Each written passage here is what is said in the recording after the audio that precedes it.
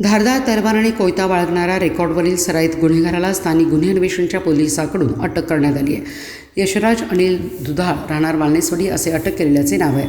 अवैध हत्यारे बाळगणाऱ्या व्यक्तीवर तात्काळ कारवाई करण्याचे वरिष्ठांच्या सूचनेप्रमाणे स्थानिक गुन्हे अन्वेषणचे पथक पेट्रोलिंग करत असताना धामणी रस्त्यावर इरझेड चौक विश्रामबाग येथे एक जण धारदार हत्यारे बाळगून असल्याची गोपनीय माहिती मिळाली। पोलिसांनी तात्काळ यशराज दुधाळ याला ताब्यात घेऊन त्याच्याकडून धारदार तलवार आणि कोयता ताब्यात घेतला। यशराज दुधाळ हा रेकॉर्डवरील आरोपी असून त्याच्यावर खुनाचा प्रयत्न करणे असे विश्रामबाग पोलिसात गुन्हे दाखल आहेत। सदरची कारवाई पोलीस अधीक्षक संदीप घुगे, अपर पोलीस अधीक्षक कल्पना बारावकर, स्थानिक गुन्हे अन्वेषणचे पोलीस निरीक्षक संजीव कुमार झाडे यांच्या मार्गदर्शनाखाली सहाय्यक पोलीस निरीक्षक जयदीप कळेकर, संदीप गुरव, संकेत मगदूम, अतुल माने, इम्रान मुल्ला, रणजित जाधव, अरुण पाटील, सोमनाथ गोंडे, अभिजित ठाणेकर, सूरज थोरात, रोहन गस्ते यांनी केली आहे।